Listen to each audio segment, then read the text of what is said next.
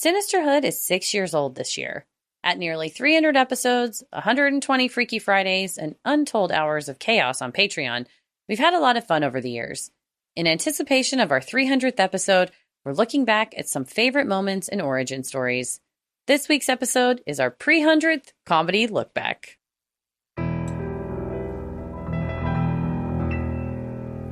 A bump in the night, your heart fills with dread. Probably a murderer who wants you dead. It could be a ghost, a demon, or worse. Perhaps you're the victim of a witch's curse. It's hopeless, you're doomed. You'd call a priest if you could.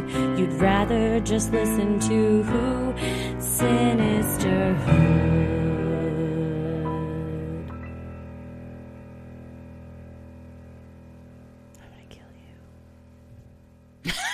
You know we like to put words together like Jovember. Pre-100th. It's, man, 2018 is when we launched, and it's about to be our 300th episode. Cannot believe it. I love you so much. I had so much fun looking back at... We let 100 and 200 just like sail past us without celebrating them. We're like, anyway, so it's only appropriate that we...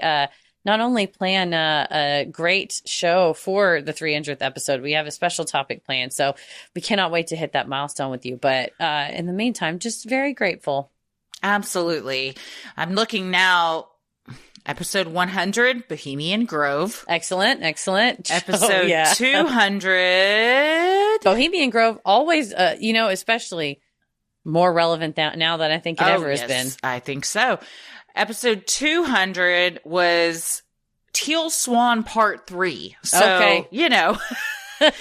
I guess we took a break in between 1 and 2 to do Mordecai House. And then the third one was the 200th episode. So, which I was thinking about Teal Swan on the Freaky Friday we just recorded, but I don't know if we talked about her. But one of those stories was Teal Swan vibes for sure. Y'all hear it this Friday. There is a Teal Swan-esque Freaky Friday story. But yeah, thinking about just all of the characters that have become part of the show. We couldn't even include all of them in here, but some of them. And then just searching up like what you all have said or your comfort episodes or your comfort bits and clips and stuff. And we're like, if we're going to get ready for this, we got to look back at the origins. The origin of some stuff. I recently, just yesterday, saw a clip thing like this of another podcast on TikTok that was like just a ton of funny times where like they just made each other laugh. And I was just watching it like, this is so enjoyable just to hear two best friends like laughing and making each other laugh. So that's definitely our favorite part of the job. And we are very honored. I don't want to say lucky because we've worked very hard, but we're very honored to be able to do this for a living. I mean, you quit a full-time job as a lawyer to do this. Yeah. I always like wonder when people first start listening, they're like, oh, is she like, it didn't work out being a lawyer? I'm like, it just really worked out being a comedian. It was working out okay being a lawyer. In fact, I was recently saying like, if things ever went south again, I'd go back to legal aid. I really did like that. A friend of mine was like, I'm not sure what I want to do with my law career. I said, I cannot recommend legal aid enough. So this show, part of getting big, was part of the reason why I switched to legal aid from big law. So made me also think about all the need that was in the world and be like, well, I was a private equity lawyer. I was like, I'm helping the bad guys. You're working for the devil. Oh no. Now you just talk about him. Exactly. So he rules the airwaves. So I don't need to also bill hours to him. So I'm glad I don't do that anymore. But no, we could not do it without you all. And now, especially like making the show as big as you have lets us go on tour, which we're on tour this week. When you hear this, we will be performing in Cleveland, Ohio tonight on July 17th as you're listening to this. And our second time in Cleveland. So not only have we gotten to go to some places once, we now get to go to places 2 times. So thank you so much. And for coming out when you come out and meeting us in person. It's so much fun to put your face with your name, especially if we've known you through live stream or just comments on social. Or it's so funny when I meet a listener, I'm always like, have we interacted? Tell me what your screen name, what's your internet persona? Because we oftentimes recognize you. And that's what we love about the VIP Q&As afterwards too, to get someone to go, hey, you read my Freaky Friday story last week. Yeah, absolutely.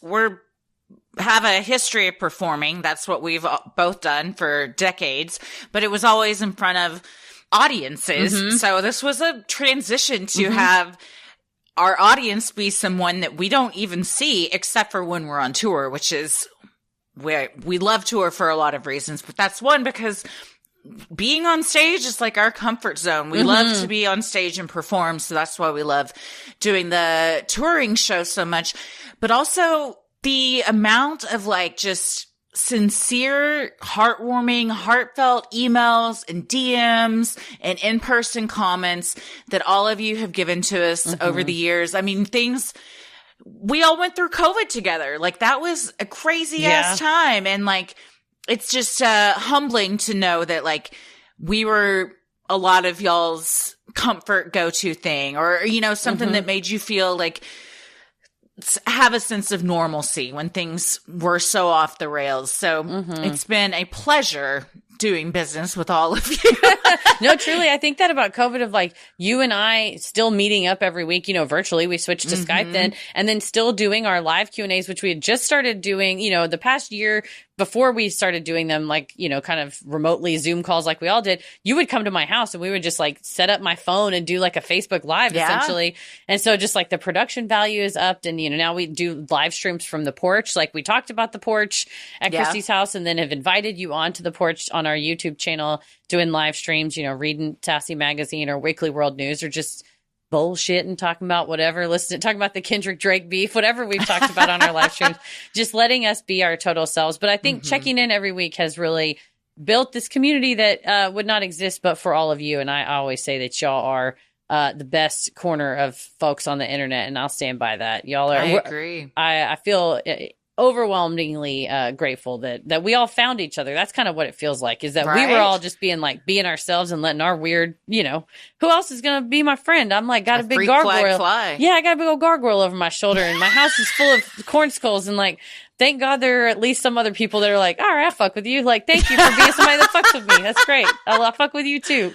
And like when someone runs up to us at a show and is like, hey, I found this weird doll. Can I show it to you? I'm like, yeah. Or someone emails us a picture and was like, I saw this weird house. I'm like, yes, thank you. Yes. Somebody went and, got the fuckmouth moon and brought it to you. Smelly Melly, what's up, girl? Yes. A listener. Yes. So, I mean, we appreciate it. Every shred of everything you've sent us, we've kept. For sure. I'm looking at all the like fan art behind you in your studio, and then looking up on mine. Like, it's just overwhelming and very, just, I feel loved. We do. And I want you all to know that Garther Brooks, if over my shoulder, I'm pointing, this isn't going to be a video, but when you watch Freaky Friday or an episode and the gargoyle's over my shoulder, to the side of the gargoyle, there's the fuckmouth moon as well as some candles. And then it's directly behind Christy's chair when we do the live Q&As. There's a black box that's behind that. And every single letter that you've ever sent, every graduation announcement, every wedding announcement, every, I graduated from grad school or law school or whatever, every single shred of everything you've ever sent us,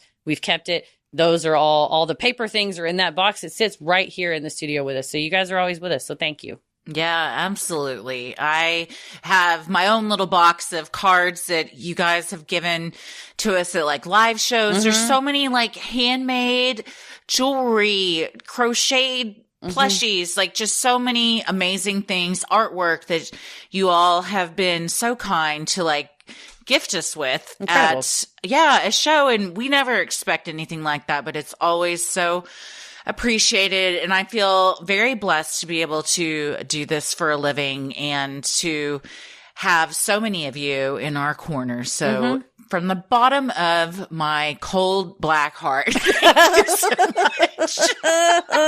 No, seriously, we always hear y'all say like, oh, y'all are like my fun aunts, or like y'all are like my safe space, or this episode makes me feel like comfortable or whatever. And it really is like the reverse is true for us as well. Like reverse, we're feeling safe too. So thank you for letting us feel supported. Cause like any good scene partner, you are the third partner in these very funny clips that you're about to hear. You were all, invisibly in the room. And that's why any of these are a hoot, because we imagine you being with us. And in fact, this first clip that you're fixing here, so we figured it's our 300th episode. We're going to bring you these moments that you've said are your favorites.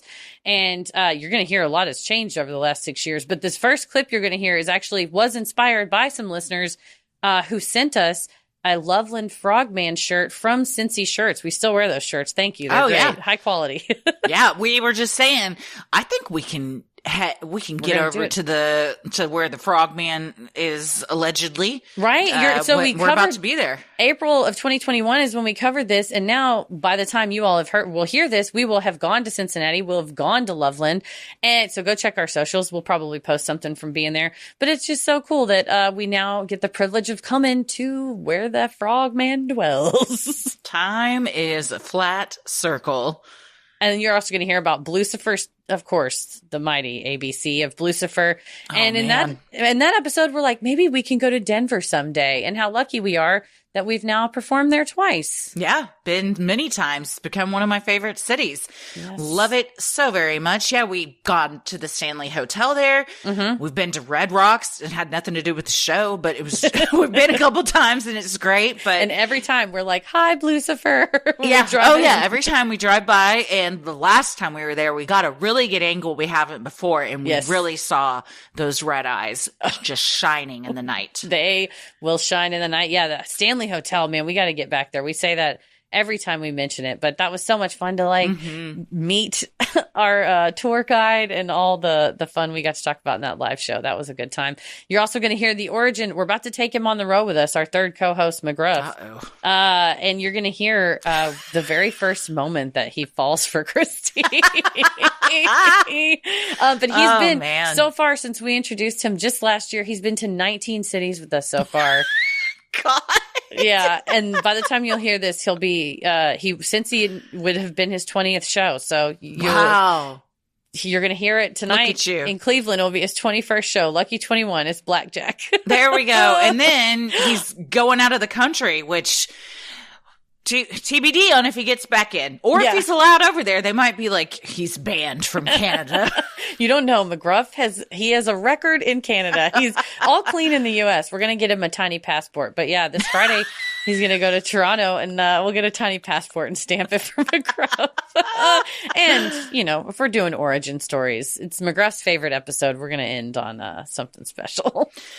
Well, I've said it before and I'll say it again. No matter what I do in this lifetime, it's never gonna outshine episode 13 and what I guess I'm known for, Heather. I don't know. I don't know that I want to be known for this, but I love that this episode was like the first episode where we were like, we figured it out. Here's what we're gonna do. And, for us, like in our, like personally, it was like a transition into what the show became. And I still listen back to this and just you going, it's just us. Just tell me. Oh yeah. It's my, wannabe. I was a child that wanted to grow up and be Kid Craddock. So it has been my dream come true to get to be on the microphone and have listeners and, have that moment with you in that studio. Man. I'll never forget. Shout out to the Ticket for not knowing that we secretly snuck in and recorded that at the Ticket radio station. Thank you very much. But we hope you enjoyed this walk down memory lane with us, and we cannot wait to, see everybody in, Cincinnati. He's gone, but I mean, the city's still there, but it was a great show. We had a great time, but we can't wait to see everyone in Cleveland tonight on July 17th and on Toronto this Friday, July 19th. Come on out. Let's see each other in Toronto, baby. Yeah, we threw in some other moments for this clip show too from Killer Clowns and Robert the Doll. That when we were going through the list of all the past shows, we were like, oh, that one was really great. Oh, that one was really great. So we hope that you agree as well. And that if this is the first time hearing these, that they make you laugh. If it's your 20th time hearing these, that they still make you laugh. And that we all know everyone has shit their pants. Okay. It's just, I've heard from so many people over the years. Those are really the letters that I keep in a separate box, a very special box of like, you're not alone. This happened to me too. Exactly. It happened to me too. Oh, well, we hope you're comforted by that thought as you listen. Well, thank you all so much. We love each and every one of you and enjoy our pre-100th episode.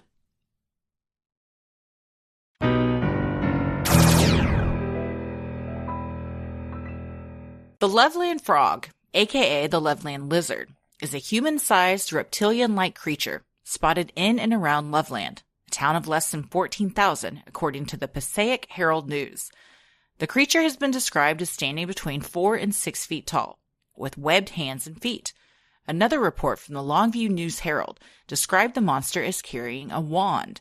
This led many to believe the frogmen were capable of using sticks as tools, and that the sparks emitted from the sticks might be a result of their ability to somehow control electricity, according to Cryptid Wiki. Have you ever seen the South Park episode Lemmywinks about the gerbil that travels mysteriously? I believe it's up Mr. Garrison's colon. But sounds vaguely familiar. He meets a frog king at some point, and the frog king's like, "Go back to where you go from, Lemmywinks." And so every time we talked about, or the whole time researching this, I just imagine, "Leave me to my river." That they had very, I guess that's how a frog would talk. I think that's about right. Or they'd have a kind of deep voice like this. Oh, like Frog and Toad are friends. I loved those books as a child. Yeah, those are great. I also have a theory that these are the Budweiser frogs. Maybe theory is the wrong word. Hope. A wish. What if they were not originally the Budweiser frogs, but then someone saw them and then captured them and then forced them to or hired them to perform in the Budweiser commercials? That could be. They got their big break. While accounts vary slightly of the first reported sighting in 1955, the story basically goes like this. One late night in May, around 3:30 a.m., a traveling salesman was driving alone down an unnamed road when he spotted 3 mysterious figures standing on the Loveland Bridge, overlooking the Little Miami River. As the motorist pulled over to get a better look, he realized the figures were not of mere mortal men, but were those of 3 frogmen. They stood 4 feet tall and had leathery, frog-like skin and faces. The salesman silently watched as the trio appeared to animatedly converse with one another. Suddenly, one of the frogmen brandished what appeared to be a wand and held it above his head. As bright sparks shot off the wand, the frightened salesman quickly drove away to alert the police. When he returned to the scene with officers in tow, the trio of frogmen had vanished. What remained was the stench of almonds and alfalfa, according to the Loveland Herald. We have to give it up to the Loveland PD who responded to the incident and did not immediately lock him away. Hey, this man went to headquarters frantically describing the scene out of either an acid trip or that he fell into a Grimm's fairy tale novel. Please calm down, sir, and tell me what happened. Because our goddamn frogman. What he's casting spells. He had a wand. Well, a frogman I could believe, but a wizard frogman? Yeah. Did you mean a lizard? Did he have a cape? Did he have a beard and a pointy hat? He's not a wizard. I think the most upsetting part of that for me is that they were all talking together. They were having a nice time, and he spoiled it. I don't know. Three of those size frogs together, that's too many. That's too many. That's way too many. You can't take them because they can jump and their hands are sticky and the tongues. Think about how long and strong a regular frog tongue is. Think about a Loveland Frogman tongue. That's why it's called Loveland. Ayo. I don't love frogs. Okay. They are kind of weird to me. Like they're dinosaurs. They're tiny dinosaurs. Are they? Isn't everything? Yeah. All animals are, aren't they? But I don't like how you could just be walking and then I don't like things that jump. Yeah. Out of nowhere. Yeah. And when I lived in Florida, there were these gigantic frogs. When I say they were the size of a small melon, like a cantaloupe, they were so fucking big and they were poisonous to dogs. So when I would walk my dog, I would have to because they would be everywhere and they would congregate under street lamps. So it would just be dark. Yes. An army of them, literal. And they would there'd be 20 of these giant ass frogs. It was very creepy. I hated them so much. I saw a TikTok the other day that I laughed so hard. I love TikTok. Spend hours on it. I honestly, I have to set time limits for myself because I will lose time. Oh, yeah. I could be on there for hours. I'll just be like, okay, I'm going to just for like 30 minutes. 3 hours later, and it's 2 a.m. Yeah, because I mean, I can't even allow myself to look at it during the day when I've got the children, because also be like, I'll look up and I'm like, where's the car and where are Simon and Ella? But there was one where this boyfriend, his girl was terrified of frogs. You never saw her, but there was this frog in their bedroom, and she is, I'll find it because I sent it to Tommy, so I have the link. I'll send it to you. Screaming her head off, like, kill it! Like, just flipping out, and he's laughing so hard. But the pure terror and fear in her voice was very funny, just because it was a tiny frog. But I also get it, because they're kind of weird. Yeah, and slimy, some people love reptiles, and that's your thing, and that's good. There needs to be people that love reptiles. Sure. Some people don't like chihuahuas. So, There you go. Some people don't like pigs. Yeah, How? They haven't met Petal. Well, it's probably not a good idea. Depends on the time of day she's having, but yeah. So 3 giant ones. Yeah, that's too startling. Much for me. I go to the cops. You got to go to the cops. You got to go somewhere. Be a patriot. Call it in.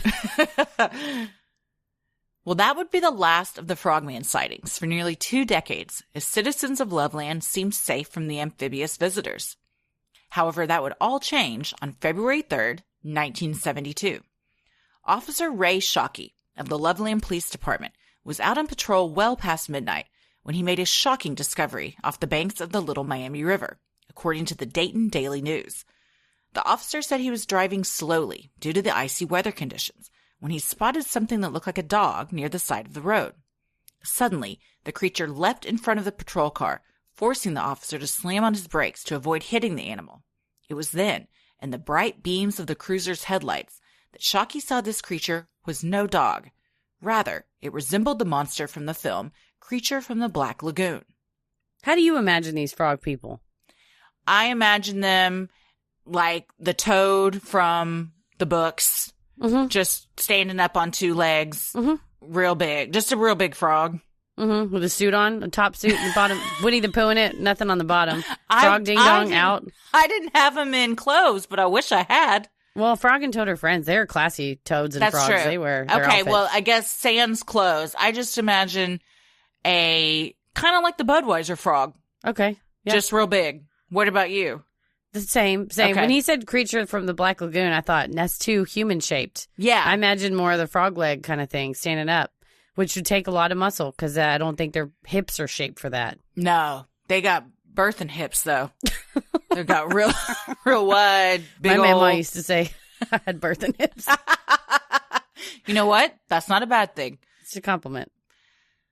Shockey and the creature locked eyes, both examining what was before them. As the officer stared at the odd beast, it suddenly sprang upright, standing on 2 legs.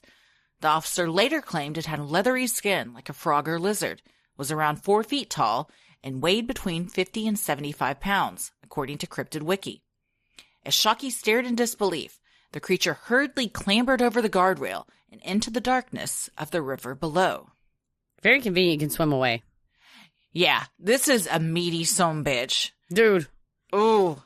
Oh, man. When we went to get our fish, the fish place had this giant aquarium, as they're wont to do, with these big-ass meaty fish, like too meaty. Because it's always weird when it's in an aquarium, and I'm like, you could literally just stick your hand in there and pull out this fish. And Was it round or long? Both. It was probably half a foot long and just real. I took a picture because its mouth looked like a vagina. And so I thought it was very funny. It was so weird, and they just had these big ass eyes. It's weird being that up close with a giant fish that you could just reach in and pull it out and potentially eat it if you wanted to. I'm not. What kind of thoughts were you having at the aquarium? I don't want to eat You're like, it. I want to eat that pussy mouth fish. I didn't. It was gross. I did not want to eat it. It was too. We were in an uncanny valley situation. I did not. But my point was anything that's real meaty like that gives me the heebie-jeebies. That is like too thick? Yeah, it's too thick for what I'm sorry, it is. we're friends. I'm sorry. I'm too thick. It's fine. Just kidding. You can never be too thick. Too thick should be your rap name. But you aren't. But things that shouldn't be thick and are what give me the heat. Like this giant frog. A fish that now I'm body shaming animals. God, I'm a monster. No. It's it's anything that you expect it to look one way and then it's an aberration. So, and then for instance, you're expecting to see a frog that's maybe as big as the poison monsters you used to encounter in Florida, but in fact, it's 4 feet tall and 70 pounds. I mean, this is the size of what, a second grader, first grader? Yeah. I don't know how big kids are. Ella it varies. Ella's 3 and she weighs 30 pounds. Okay, so double, triple, almost triple Ella.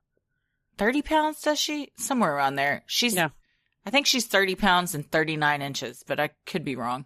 So maybe she's both of those things. I really don't remember. In just a few years, she'll be frogman size. Yeah. So even if I saw a frog the size of Simon, be like, get the fuck out of here with that. Yeah. That's too big. Panicked, Shockey didn't attempt to follow the creature and capture him. Instead, he reported it to his superiors at the end of his shift. When a fellow officer visited the scene later that evening, he didn't see the giant frog-like creature. However, he did discover distinct scratch marks on the guardrail where the animal had climbed over, according to Cryptid Wiki. Again, they respond to the scene. Oh, man. Can you imagine walking in and trying to tell your fellow officers about this? You see anything good out there? Well, can you come in my office and sit down to talk? I need to talk to you about something I saw. They're like, yeah, it was double homicide. Whole family just slaughtered. I ran into a big frog. You ever heard of frog people? No? Well, you're about to. Sit down. Nothing was done with Officer Shockey's report. Shocking. Wow. That's, can't believe it. With the alleged beast still on the loose, it was no surprise when a week later on February 10th, 1972, Shockey's colleague, Officer Mark Matthews, encountered the same monster. Thinking the animal lying on the side of the road had been hit by a car, Matthews got out of his patrol car to remove the carcass. It was then the animal lurched upright. Rather than freeze like his fellow patrolman, Matthews pulled out a .357 Magnum pistol and fired at the green-skinned varmint. Spooked by the shot, and perhaps injured, the frogman hopped away into the waters of the Little Miami River. Some people react like Yosemite Sam and just, what is it, Frank on Always Sunny? I start blasting. Just start blasting. A .357 Magnum, by the way, is a hand cannon. I've shot one of those. I almost knocked my dad off his ass. I asked him, Daddy, why do you have such a big gun? You can't hit a person because you can't aim it because it shoots you back. And he said, well, the sound will scare him off. So that's true. Yeah. The sound of me hitting the ceiling will scare them off. And if that thing didn't take the frogman out, the frogman's a wizard. I mean, he's immortal. Well, he obviously has his wand. He should have cast a spell on these officers and turned them into other frogmen. Yeah, teach them a lesson about acceptance. Now you know what it's like to live in the Miami River and be shot at. The description Matthews gave of the creature exactly matched whatever Shockey had seen. In fact, Matthews claimed his motive to shoot the beast was to prove that his fellow officer wasn't just spinning a tall tale. Despite this, years later, Matthews appeared to change his story. According to Weird US, in 1999, Matthews began telling interviewers that all he saw was nothing more than a large iguana. While the retired officer is now adamant this is all it was, in 1972, both he and Shockey reported seeing a humanoid-type lizard standing around 4 feet tall. So certain were the men at the time that Shockey even had his sister compose a sketch of the creature based on he and Matthews' description. In the black and gray drawing, a person-sized reptilian-looking creature appears to be casually leaning against a guardrail. Smoking a cigarette. Have you seen this picture? No. It is amazing. I want it as a thigh tattoo. It is so ridiculous looking. And it does look, to me, it looks like an iguana in the picture. It's in the show notes. Okay. But you could probably also just Google composite drawing of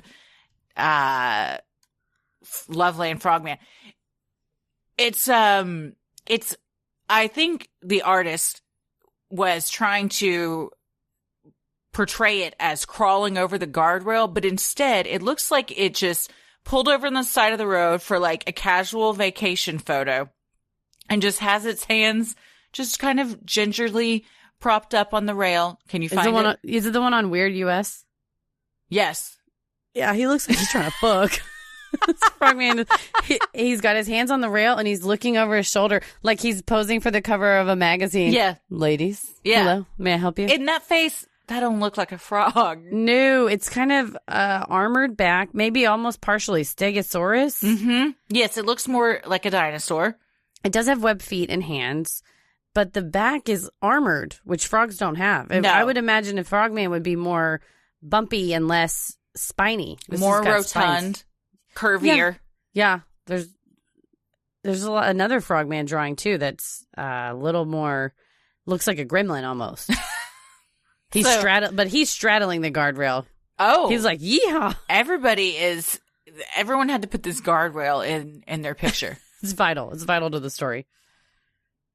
14 investigators, Ron Schaffner and Richard Mackey, who interviewed both officers in 1976, told Weird US. Why, after all these years, is Matthews debunking the story? I'm not sure. Could be a number of reasons, but both officers told us that it resembled the sketch in 1976. Why would they show us a composite drawing of this creature back in 1976 and tell us that it looked like the drawing? I lived in Loveland for about 5 years, and the story is still circulating with many variations. Just maybe Matthews is tired of hearing the story and all those variations. Matthews continued to deny that he saw anything out of the ordinary in a 2001 email interview, according to Cryptid Wiki. In it, he said, "It was and is no monster. It was not leathery or had wet matted fur. It was not 3 to 5 feet tall. It did not stand erect. The animal I saw was obviously some type of lizard that someone had as a pet that either got too large for its aquarium, escaped by accident, or they simply got tired of it. It was less than 3 feet in length, ran across the road, and was probably blinded by my headlights. It presented no aggressive action." He went on to say that the incident was habitually blown out of proportion. Stop emailing me. He's probably pissed. If it presents no aggressive action, why are you shooting at it, sir? Great question. Great question. Because shooting at stuff is fun, okay? And they give you a .357 Magnum, and you see a giant frogman. What are you supposed to do? Not shoot it? Yeah, probably not. They didn't give me this gun to keep it in my holster. Yeah, he's probably very frustrated after 30 some odd years because you save some kids from a school bus accident or a lady from a burning building or whatever it is. And, you know, you stop a robbery in progress and they're like, who stopped the robbery? Not, oh, it was off. They're like, the frogman guy did it. The frogman, the guy that saw the frogman, he's the one that did that heroic deed. And you're like, God damn it. Officer Frogman? Yeah, I know who he is. That's the guy. Yeah. He's a great guy. He's awesome. He's a hero.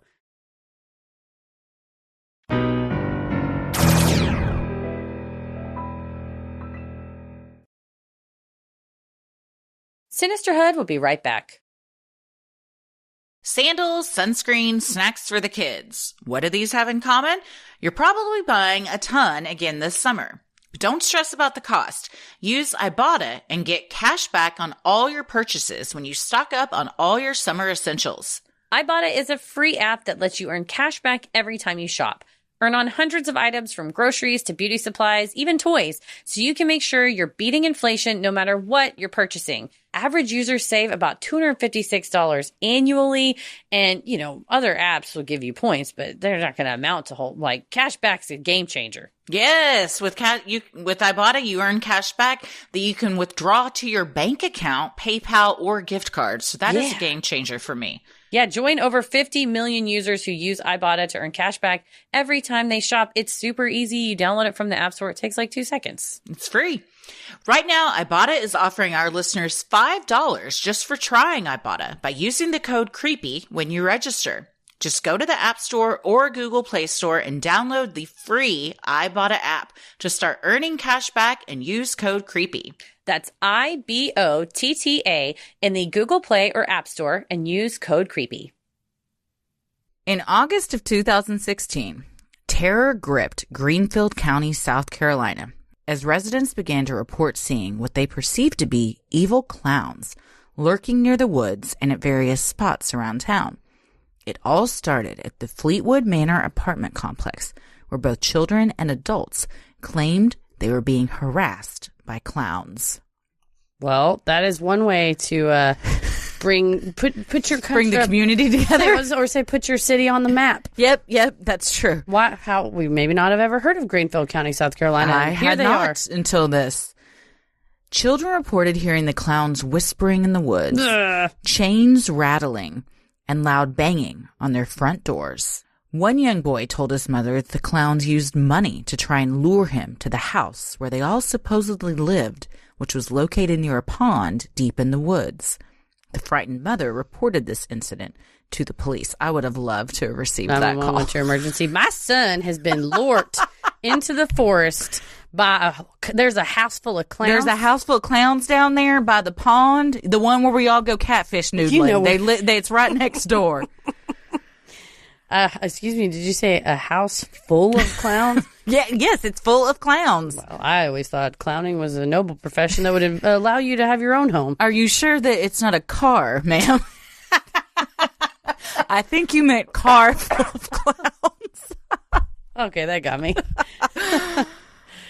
Another resident claimed she saw a clown with a blinking red nose. That's fucked up. Yeah, standing next to a dumpster at 2:30 a.m. That would... I would honestly probably shit myself. I would scream. I mean, first of all, you're not supposed to see clowns at nighttime. No, that's why it's so scary. That's why it's so scary. Or anywhere outside of a circus environment. What are you doing by that dumpster? What's in the dumpster? Of my last victim. What's in the dumpster? Others reported clowns standing under streetlights or at laundromats. They had to wash all their giant pants and ties. It's not going to fit in an average size washer. No, you gotta have those big ones where, like, you take your comforter to wash it in. What fits all the handkerchiefs that are in their shirts. There's so many handkerchiefs. And then when they get them out of the dryer, you're like, God damn it. Did I get behind this clown? They gotta pull Are you ever going to be finished? I don't know when it'll end. The clowns seem to be merely observing the passerbys in the neighborhood, staring at them, and sometimes waving. Is it worse if the clown waves or doesn't wave? Waves. I was going to say. I think waves. Waves is sort of inviting you to interact. Yes. At least if he doesn't wave, it's a rude clown, and he's probably not going to approach you. If he waves, he is acknowledging he's seen you. That is the worst part. And then you have to acknowledge that you know that he's seen you. Give him the old nope. Yeah. Just shake your head and keep walking. Officials took reports from terrified residents seriously, but were unable to uncover any substantial evidence or suspicious persons. They even searched for the alleged house in the woods, and while they did find one that matched the description given by the local children, there was no clown paraphernalia present. They clean up after themselves. They're tidy. Residents of the Fleetwood Manor apartments began to take matter into their own hands, firing their guns at the wooded areas. It's a reasonable response. God. And all you hear is squeak, beep.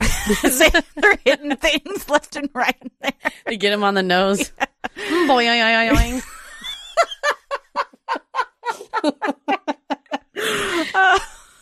you just see this stream of water come out. They're shooting back at us. They busted out the flowers. They're shooting back at us. It's the gun with the bang, and it just comes out on the little, the little sign. While police still had not confirmed any of the sightings, they sent additional deputies to patrol the complex and the surrounding woods, fearing the worst from gun-toting vigilantes. I just feel so bad for this police department. We're going to need you boys to work overtime. What we've got is we got a clown epidemic, and I'm going to miss my son's t-ball match. Listen here, Johnson, do you want to be an officer or not? We got clowns in the goddamn woods. All right, I'll tell Billy I can't be there. Maybe somebody will film it. Oh, so we sad. got clowns in the woods. We got clowns in the these woods are full of goddamn clowns. I got a city to protect. Property managers even distributed flyers warning children of the dangers of walking alone in the woods at night. And fearful parents enforced curfews and kept their doors and windows locked at all times. At least, you get the kids in at a reasonable time. Well, also, yes, it's dangerous to walk alone in the woods at night. Clown or no clown, don't walk alone in the woods at night. It's never a good choice. Nothing good is going to come of that. My question is the flyer. First of all, it was Comic Sans font, because what else are you going to use?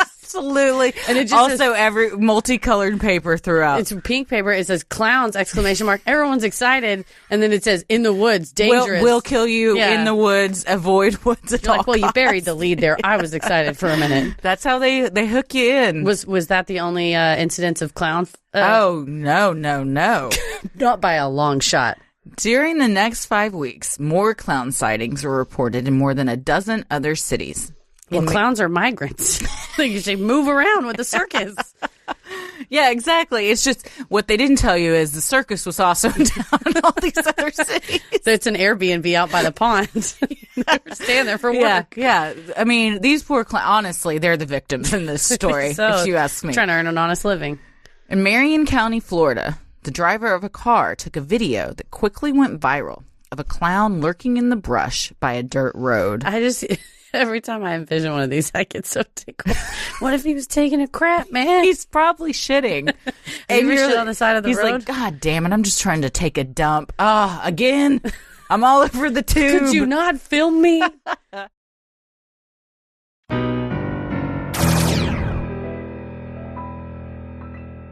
Eventually, Jean left home to study art in Chicago, leaving Robert behind at his parents' house. Then, while in Paris studying the old masters at the famous Sorbonne, Jean met Annette Parker, known by friends as Anne. The daughter of a wealthy family from Boston, Anne was elegant and charming, and found herself in Europe on tour as a professional concert pianist. After the two married, they spent time in New York, where Jean worked on his art, and Anne was a featured performer at the famous Rainbow Room. In 1945, when Jean's mother fell ill and passed away, the couple moved back to Key West and into Jean's childhood home at 534 Eaton Street to start a new life together in Florida. Their home became known as the Artist House, and they entertained frequent guests, according to the Keys Weekly. Residents of Key West were enamored not only with Jean, whom many considered to be eccentric, and his art which lined the walls of the couple's home, but also with Anne's grace, wit, and delicious baking. Yeah, they were kind of like the it couple back then, because he was a fancy artist. She let him play her piano.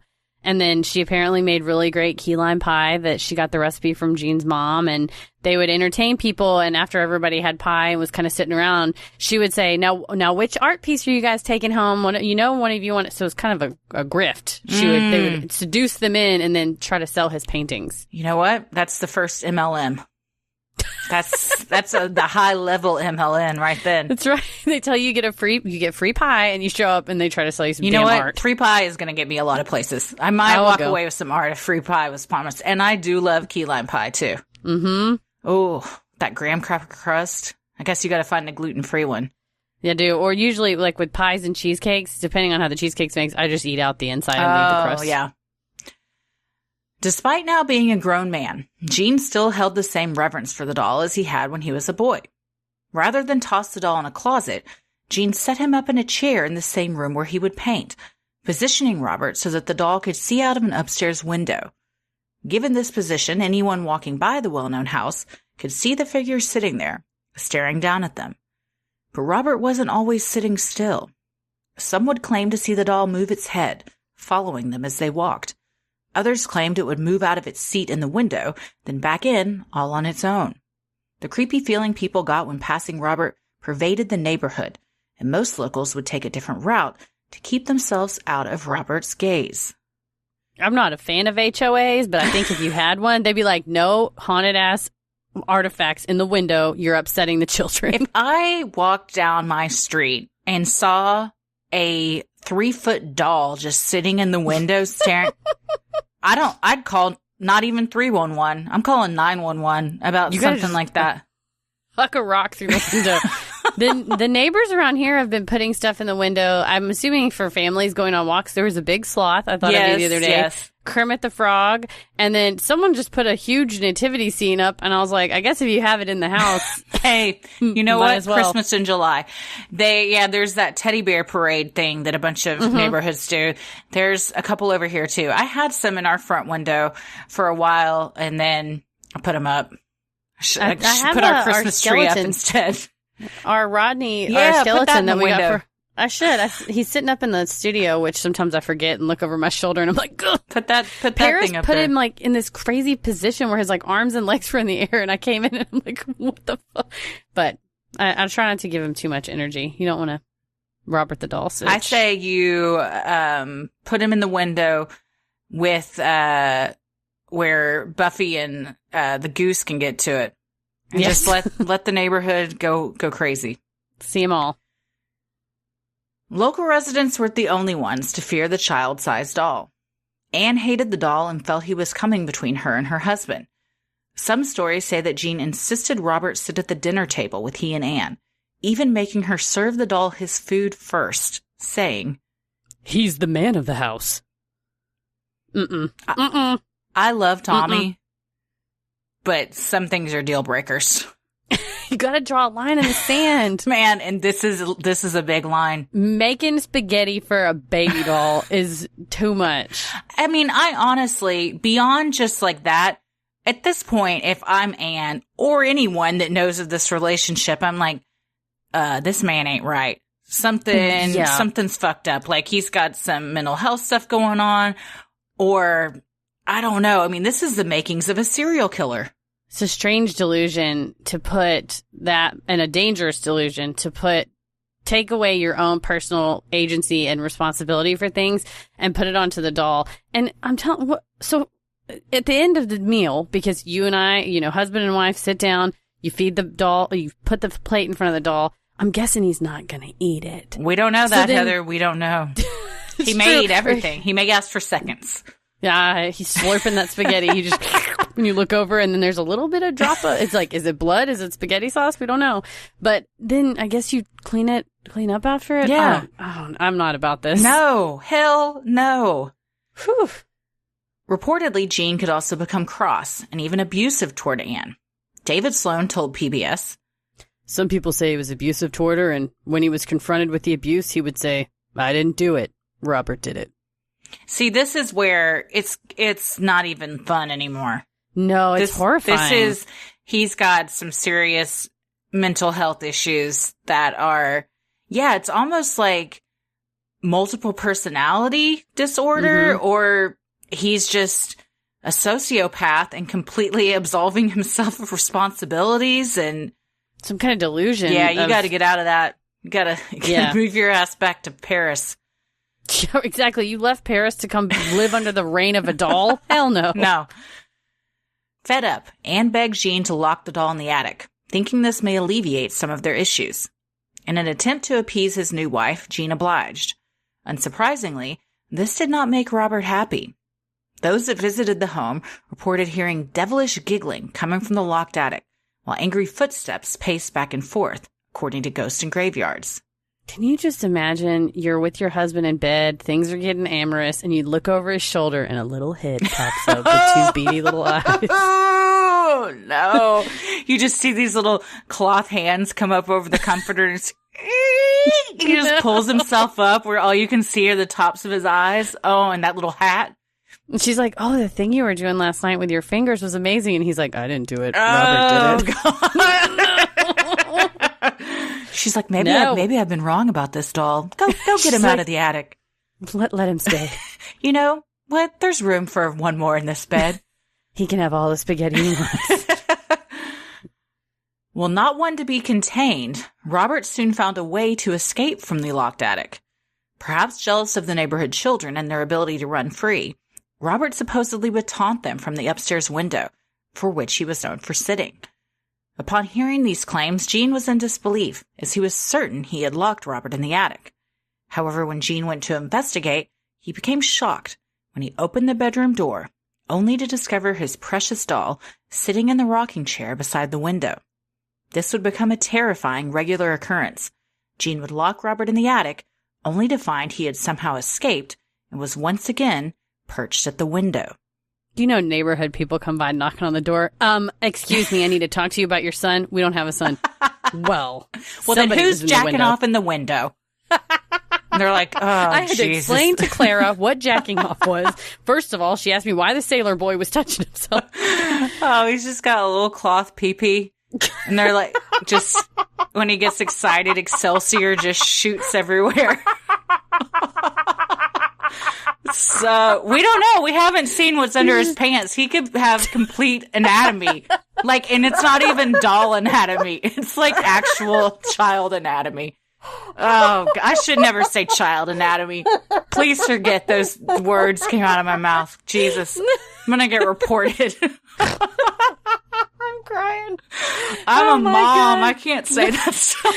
Well, you as a parent, you need to be concerned about what kind of doll your kid is playing with. And I don't know that his parents did due diligence on this thing. No. So we don't know what is going on. In fact, doll. Maybe that's how it came. And they're like, Gene, you better put some clothes on that thing because I'm tired of looking at his wiener.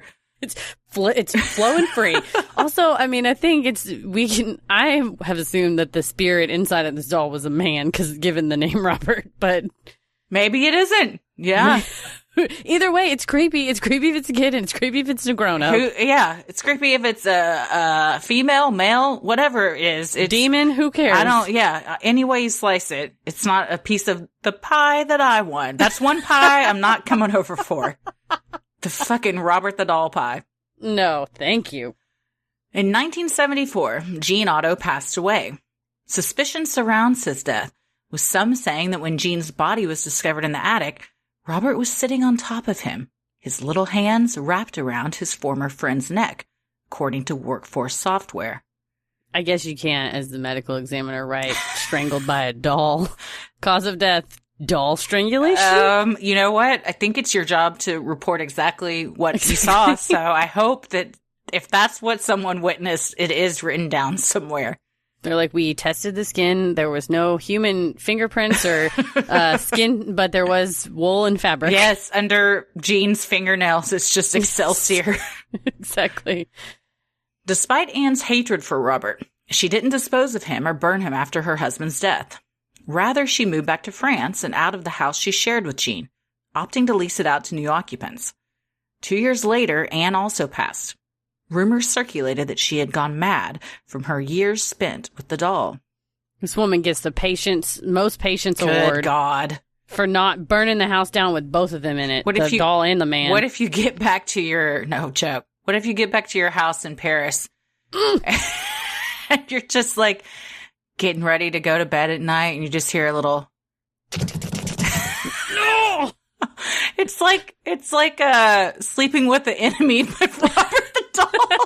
She just goes to open the cabinets in her kitchen and it's just spaghetti, jars of spaghetti sauce everywhere. Like, how? It can't be. Oh man.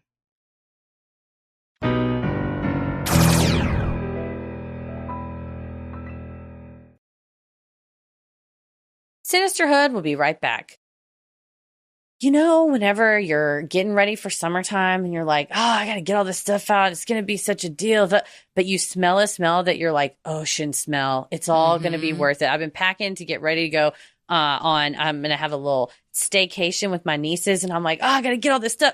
I remember our trip last year, all because of my OC Undaria algae body oil, because it just smells like summer. And I'm like, oh, it's worth it to pack all this. Oh, yes. I am picky about oils because I feel like they can often be greasy, but this oil is by far my favorite oil. I get out of the shower. First of all, the packaging is so pretty. You can just leave it on your counter. It smells so good. It absorbs. It leaves your skin feeling so silky, smooth. And I like to do the oil, and then I like to do the lotion on top of that. And I'm like, I'm ready to go. I'm ready to defeat anything. Oh, you can defeat anything. And when you do it, you're going to have all natural uplifting notes of mango, mandarin, grapefruit, lime, and cypress.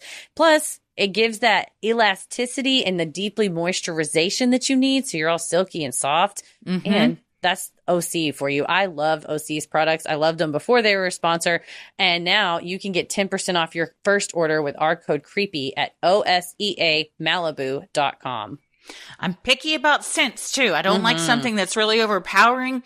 Both the body oil and the lotion, like you said, those summer smells, but it's just like the right amount and percentage of everything. It's not too fruity. It's not too floral. It just smells like clean, good. It's refreshing. Fresh out the ocean, fresh out the shower, like fresh. And you feel fresh wearing it because you know OC is women founded and led and has made clean clinically proven seaweed-infused skincare for over 28 years. So I'm feeling good, and I'm feeling good inside because I know it's a good company I'm supporting. Mm-hmm. It visibly firms and makes skin feel more sculpted and toned, and it leaves skin silky, soft, and unbelievably glowing. I like all those things. Mm-hmm. Get healthy, glowing skin for summer with clean, vegan skin and body care from OC. Get 10% off your first order site-wide with code CREEPY at ocmalibu.com. You'll get free samples with every order and free shipping on orders over $60. Head to OSEAMalibu.com and use code CREEPY for 10% off. The murals inside the airport aren't the only disturbing art. Outside DIA, visitors are greeted by an enormous blue horse made of steel and weighing 9,000 pounds. The 32-foot creature, known officially as Blue Mustang and unofficially as Blucifer, has glowing red eyes. Its appearance, however, is not the only evil part of him. The artist, Luis Jimenez, was famously killed by his own creation when the beast's head fell on the man, severing an artery in his leg. Horrific. The sculpture or the death? Both? Both. Yes. Can you imagine that head flying toward you in your final moments? That's horrific. No, that you created. You're like, had I not, then I wouldn't. Mm-mm. The thing is horrifying to look at. It's real weird. It's real fucking weird.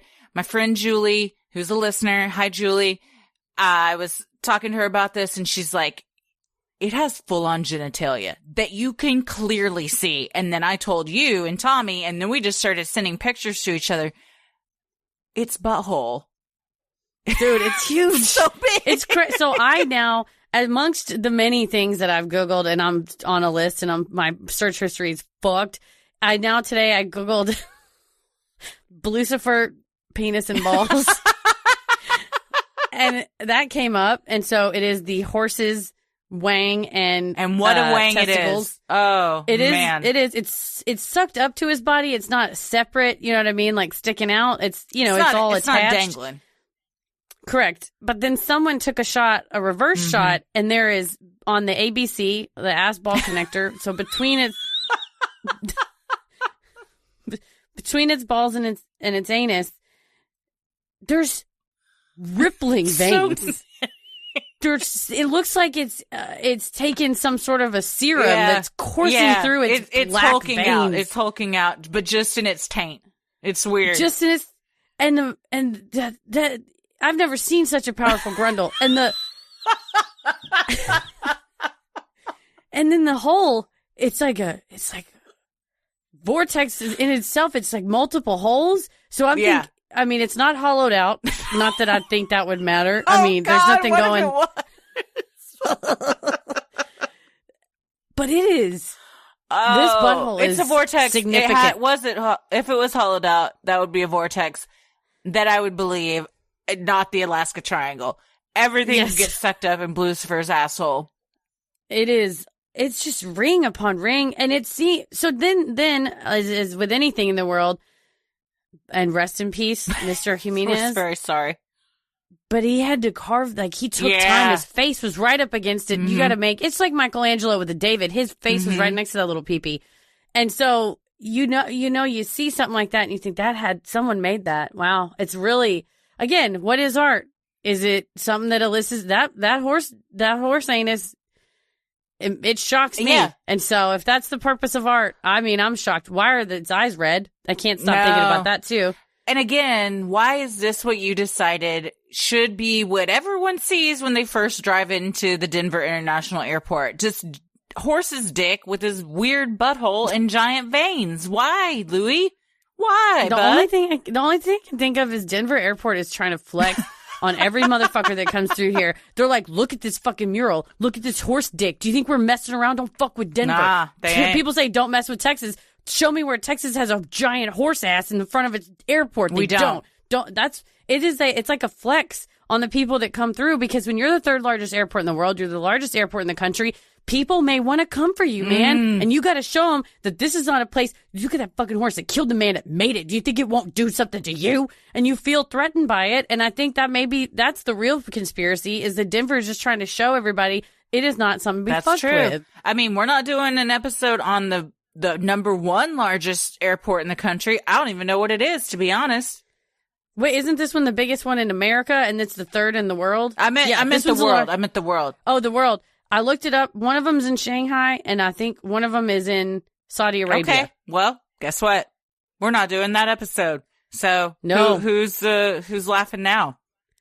If there is a devastatingly aggressive horse anus, please message us and let us know. Maybe we can do an episode. But I haven't heard about it. There's not. If I typed in, largest airport in the world, horse anus, it's not. It's going to be this one. Yeah, yeah, for sure. I'm surprised Texas hasn't challenged this, though, to be honest. Oh, yeah. Like, they're going to just put a tube between Dallas Love Field and Dallas Fort Worth and be like, well, we have a mega airport, so. Well, that's what we did with the Dallas Zoo with that giraffe statue up front. It wasn't, they really? built it, and at the time, it was the largest statue, the tallest statue in the country, I think, or maybe it was just for a zoo. I don't remember. Or the tallest giraffe. Yeah, something. Statue but then somebody else built a taller one. So Dallas Zoo said, nah, motherfuckers. And they just added on like a 10-inch tongue sticking straight out of the giraffe's mouth straight up. So now we regained that. We'll come for you. That's an aggressive tongue on that giraffe, too. Very. That's what the Willis Tower in Chicago did. It's now been way overtaken, but when it was initially built and it was the tallest building, then someone else built one slightly taller. They put tall ass antennas on top, but now it's been way overtaken. No antenna in the world is going to make it the tallest, but you got to flex like that, man. Show them who's boss. You can't think like that, Heather. What if an antenna went all the way to space? You know? That's another South Park reference when Alan Jackson wants to build a ladder to heaven. It's all tied in. We can do it. It all comes back to South Park. Well, some believe the horse represents the 4 horsemen of the apocalypse. Others are certain the sculpture is cursed, having proved this when it killed its very creator. People have become so unnerved by the horse that a Facebook group of over 11,000 members is dedicated to getting the statue removed. Did you visit this Facebook group? No. Did you? Well, do it right now. Let's check it out. How does it get rid of the horse? Blucifer. What do we think this group is called? Remove Blucifer. Remoocifer? Oh. Remoocifer. Facebook group. Oh, here we go. 80,000. Oh shit! It's up to 80,000. This one's called Denver International Airport's Horse Anti-Fan Club. Wait, an anti-fan club? I think it may be kind of a joke. Well, I'm sure there are a lot of people in there that are joking, but there are also probably some very serious people. The Horse Anti-Fan Club says, yo, what's up, guys? I'm that stinky horse from Denver. Ugh, look at me. I'm so big and powerful. For sure I'm not connected with some satanic or Masonic symbols. I think this might be a joke. Oh, man. But, boy, that horse. My question is as follows. So you have a 32-foot tall horse sculpture that is decidedly evil. What do you, for the reason why I asked you into the group, because what is their plan to do with it? What are they going to do with it? It's made out of steel. I think they want a petition to get it removed. But I'm saying you melt it down and make it into something else? Oh, I don't know. Send it away. I think it's one of those, once it's not our problem, we don't care where it goes type of thing. I guess so. Sell it to another city, an unsuspecting There's got to be some kind of collector that wants that. Yeah. Or you try to sell it to another city and go, you guys like horses? They're like, yeah, of course. Like, we got a Mustang. They don't mention that it's a heinous shade of blue. It looks like the Violet in Willy Wonka when she eats the blue gum. It's a blue. It's just it's bubblegum blue and glowing red eyes and that gaping maw of an anus. If you don't tell anybody about that, they'd take it off your hands for free. Yeah. They'd probably pay for shipping. You got to just leave all that off. Or, I don't know where Louis Jimenez is buried, but perhaps the horse could, be, put in the graveyard with him. That's a little macabre. Well, it didn't do it on purpose, or did it? I don't know. Well, and, it's tough because as an artist, you want to leave a legacy, and he has left. Did he ever? A legacy. He did. But it was the ultimate Not price. One he wanted, I'm sure. Yeah. Another unsettling piece of art was Notre Denver, a sculpture installation that featured 2 gargoyles watching over the West Side baggage claim. The gargoyles sat atop suitcases, intended to protect and ensure the safe delivery of baggage. These are currently in storage due to construction, but are scheduled to return by the end of 2021. Jesse Ventura's like, why would they choose gargoyles? And Jay Weidner just goes, they like to hide in plain sight, man. What does it even mean? The Illuminati are also gargoyles. It's very Harry Potter world. I mean, now we're just getting into like, it's all over the place. This would be like if you let me design an airport. I would be like, dude, that's a fucking gargoyle in a suitcase. That's dope. Put that shit in the baggage claim. That's hilarious. And people, if it were up to me, I would have multiple sculptures in my front yard, and it's not up to me, so I don't. So I would love to have a T-Rex in my yard. I saw on Facebook Marketplace they had a Stegosaurus a couple of towns away. I was like, it's only $2,000. Oh my God. Like, I don't need a saving. I don't need savings. You don't need to plan a wedding. It. No, I don't need a plan. We could. You better have that at the wedding if you're going to pay $2,000 for it. Yeah. I'm the person with Blues Brothers full-size sculptures, fiberglass Blues Brothers in my dining room. Don't have good art taste. Like, don't get me wrong. I love those sculptures. They mean a lot to me in a sentimental fashion, and also because they are very startling for people to come in the house. But that's not the kind of thing you put in your dining room.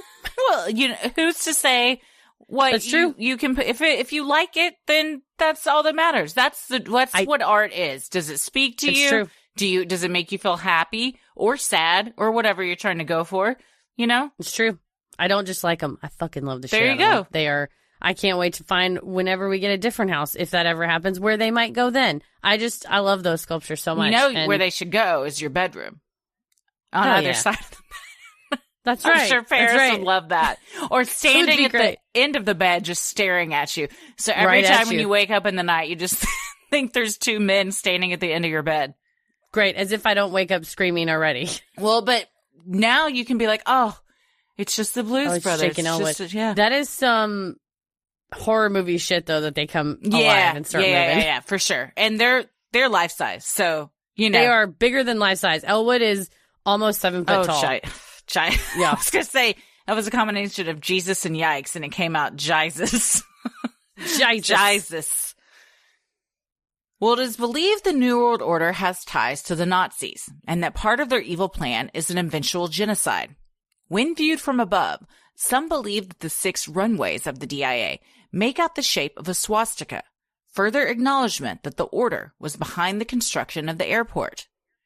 If you have a secret society, you should make giant symbols that are viewed easily. That's the best way to hide. This is one of my biggest issues with all these conspiracy theories with this is if you're trying to be a secret society, you're doing a real bad job if this is what you're doing because you're just flaunting your shit all over the place. Or are they trying to dangle it in front of you to be like, oh yeah, you like that? You like our gargoyles? No, I don't. I don't like any of it. Conspiracy theorists like Jay Weidner and Greg Erickson believe that under the airport lies a full underground city to be used by the global elite to escape the apocalypse. They claim this is also why the airport went $2 billion over budget to fund the underground Illuminati headquarters. The men's theories are based on alleged comments from contractors, painters, and other workers who helped build the bunkers themselves. According to Travel and Leisure, others believe the underground tunnels are a direct path to the North American Aerospace Defense Command, or NORAD, located 100 miles south of DIA in Colorado Springs. Still, others claim that the underground bunkers will be used as concentration camps after the eventual genocide. The person I knew whose boyfriend was all into this, his major belief was that the bunkers underground had these shower heads coming out of the walls and that they were actually going to be used as gas chambers to massively kill people. Genuinely, no bit of irony, genuinely believe that. I mean, I'm not trying to yuck anybody's yum, but I feel bad for people that legitimately believe that. Because I imagine he was not a pleasant person. It's an arrested development to live in that type of state where, I mean, like Alex Jones, even though, does he really believe any of that shit? Is it all just a character and a bit? Who knows what that, But if you honestly believe those things, that's terrifying. Yeah. It's got to be very anxiety inducing, or, you probably are on edge all the time. Tomorrow's going to be the day. It's going to be the day that they're going to, take us all to the gas chambers. But yeah, he genuinely believed there would be, rounding people up. And this was the Obama administration. So he for sure thought Obama was in the Illuminati and that this was all part of the ploy, and that because they were in the Denver area that they would be victims of this and they were going to get scooped up. And the only way to protect yourself is to have a bunch of guns and yada, yada. So yeah, it's a sad thing. Like I said, he was also just not a pleasant person. He sucked in a lot of ways, but it's disturbing and bizarre that people genuinely do fully believe that. And also, I think he believed, and it was the version that they talked about on the conspiracy theory episode, which makes me think he probably just watched that, that the tunnels actually lead to Cheyenne, Wyoming, that there's a nuclear defense. So some people believe there's all kinds of tunnels, it's under, it's like a pathway under the ground to go to Kansas or to NORAD in Colorado Springs or to Cheyenne. Or some people say, oh, no, that's stupid. It would never go to Cheyenne. It's obviously going to NORAD. So that's also always fun when the fringe groups splinter and turn on one another. Though the conspiracy theory TV show made it seem like the New World Airport Commission was an ominous group, a quick search of the Denver Library archives tells a different story. According to papers in the library's archives, the New World Airport Commission records were all donated by the commission's president, philanthropist, and musician, Charles Ansbacher. Other donors of related papers include Karen Lindsay, a local doctor, and Ann Lodazinik, a Colorado philanthropist. Based on the contents of the papers, the ominous-sounding New World Airport Commission was mostly in charge of throwing the opening gala and air show. Ansbacher named the commission after the New World Symphony, a composition by Czech composer Antonin Dvorak, according to the Denver Post. In addition to acknowledging the donors, the carved dedication plaque covers a time capsule to be opened in 2094 that includes items like a signed baseball and the former mayor's tennis shoes. Oh, yeah. This was my favorite part of watching that Widener fella go, nobody knows who's even in the commission. And I just Googled who is in the Denver Airport Commission, and it was several sources, including the Denver Post and the actual boxes that you can go and look at the Denver Library archives. Shout out to libraries. They're the real holders of the truth. Oh, yeah. Libraries are great. Or is this just what they want you to think, Heather? Right. The librarians are all in on it. That's what they want to do with their time. They're not trying to organize things and be a refuge for the community. They're trying to cover up for the Illuminati. They're all part of it. On the History Channel show, the host talks to a DIA representative, and she says it's not really the New World Airport Commission. It's the New World Airport Commission. Oh, okay. Interesting. So it's all about emphasis. Emphasis. Exactly.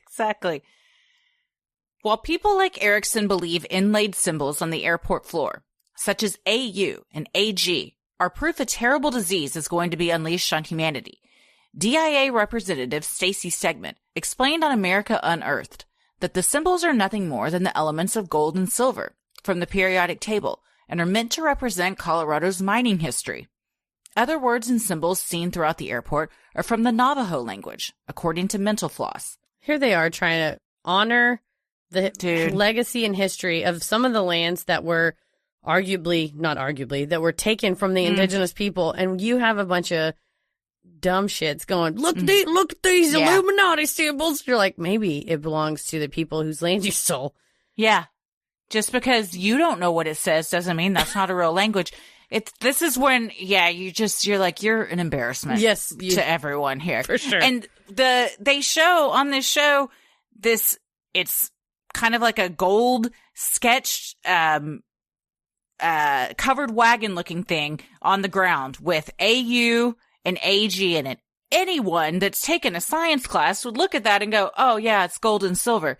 Not Erickson. He's like, it stands for the hepatitis strain that nobody knows about except the New World Order, and it's going to be released. And Stacey Stegman's like, actually, Colorado has a large mining history, and that's kind of what we're known for and where all of our money came from and everything. So it's just about that. He's like, AUAG is the sound that you're going to make when the Illuminati drags you down into the basements to gas you in the tunnels.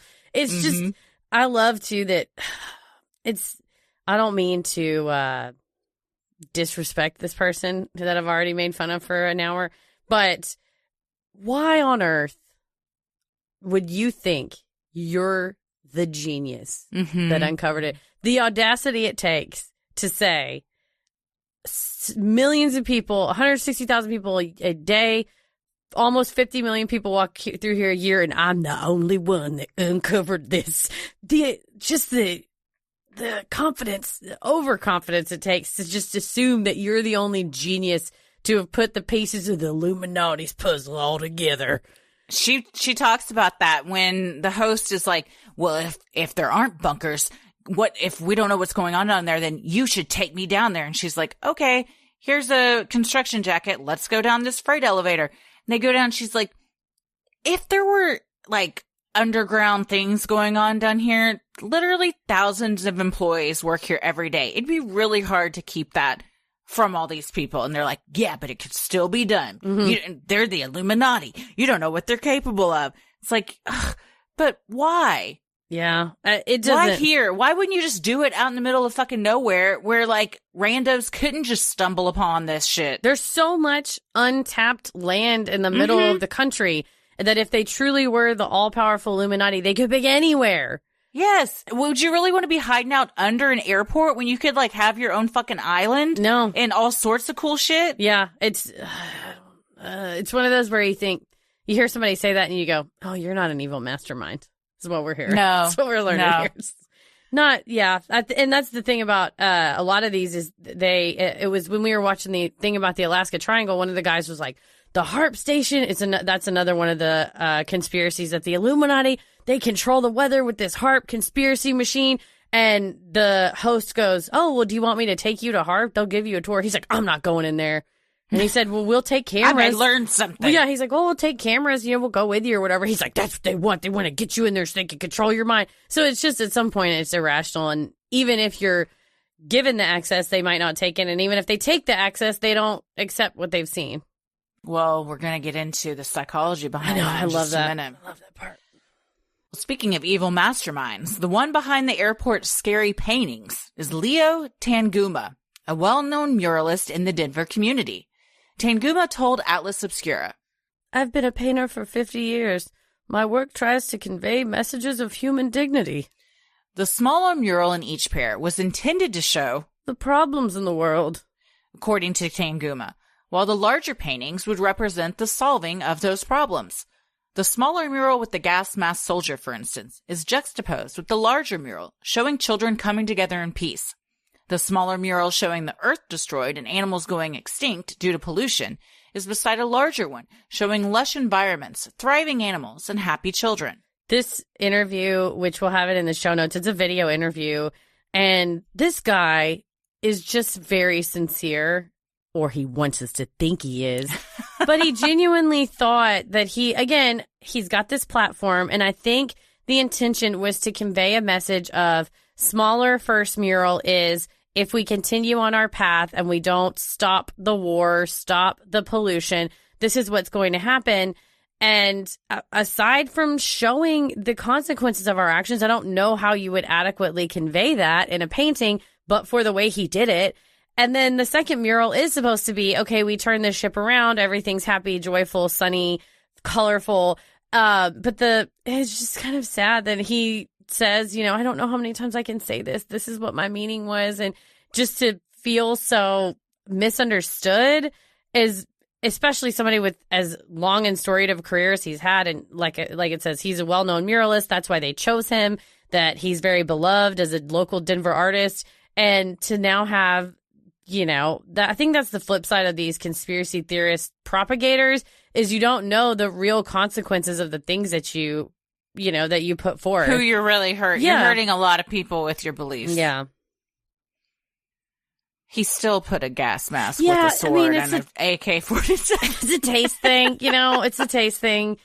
But maybe. But I get it. I think he did have good intentions.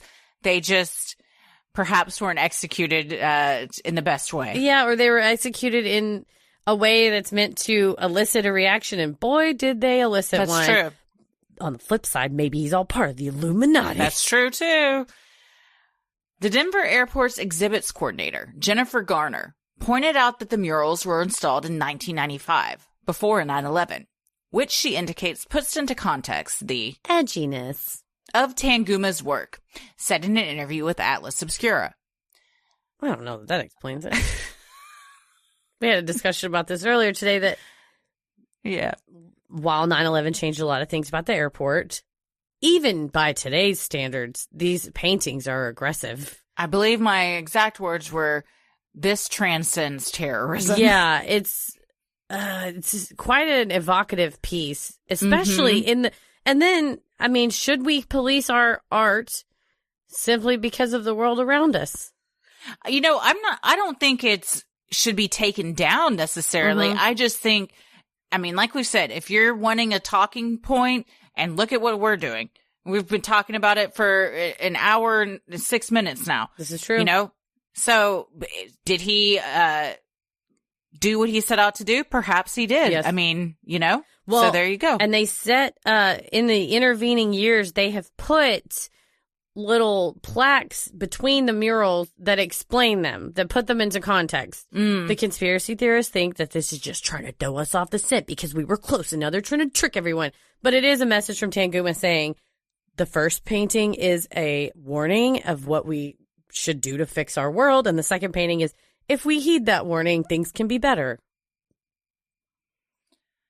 The glowing red eyes of the 32-foot-tall blue horse travelers are greeted by when passing through DIA has elicited controversy among many.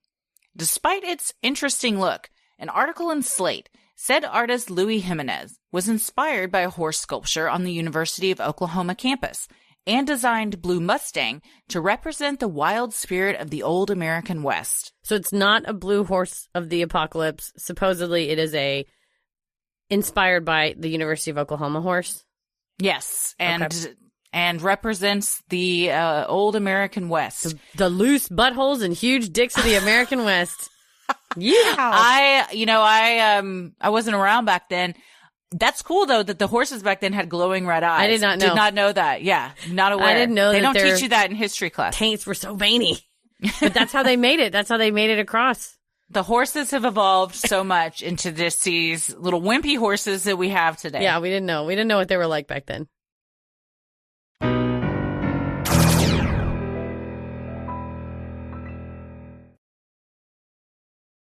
Sinisterhood will be right back. Well, I'm a words of affirmation kind of a gal. And my husband knows this, truly, he knows it, but it's also good to remind him of this. And recently on one of the paired app questionnaires that I was doing, it was a quiz. It was all about celebrating accomplishments of one another. And not only was it reminding me to make sure I'm celebrating Paris's accomplishments, but it lets Paris know how important it is to me when he celebrates mine. It's just something I wouldn't even thought to bring up. Sometimes those conversations are awkward to bring up. So that's why you got to have an app that's like, ding, ding, buzzes you. And it's like, hey, Heather took a quiz. Hey. You want to know the answers? Then you got to take the quiz too. Well, we're talking about Paired. It's an app for couples who want to strengthen their relationship. You and your partner download the app, you pair together, and every day Paired gives you questions, quizzes, and games to have fun, stay connected, and deepen your conversations. It's simple and often hilarious. Each day you get a quiz to play or a question to answer, and you cannot see your partner's answers until you answer it yourself. And I'm a big believer in that. I'm not going to be like, well, I'll give you like a summary of it. I'm like, find out for yourself on the app, which also is a funny bit that you have with each other. And I like to think that Pair is just helping to strengthen our relationship off the app by giving us an inside joke to have with one another. There you go. And I like that it makes it equal with each person. Like, Tommy can't just be, learning things about me left and right.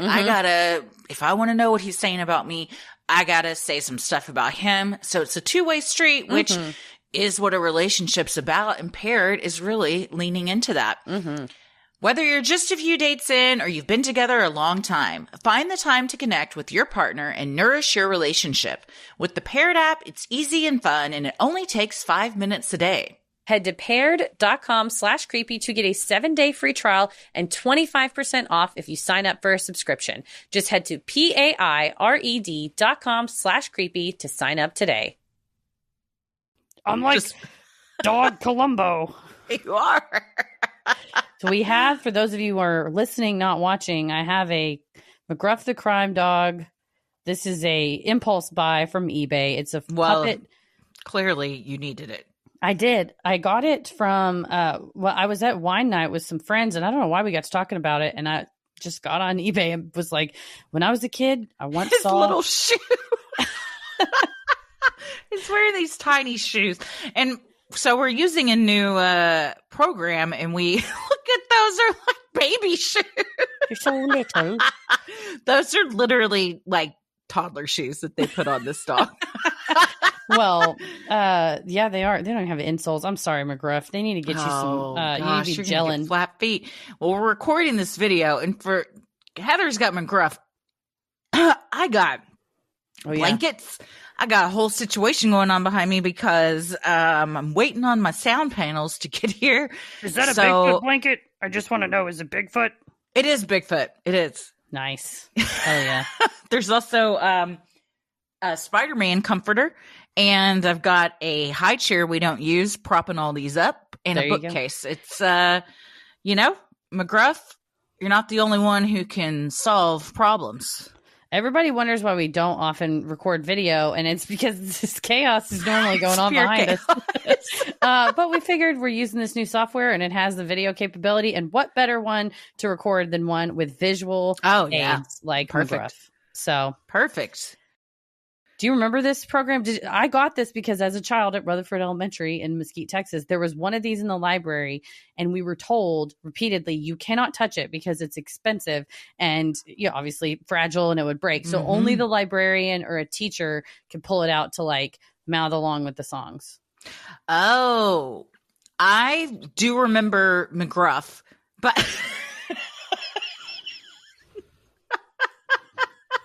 go on. But I can't remember the songs that we're going to listen to on these tapes. That's a shame. Yeah, I know.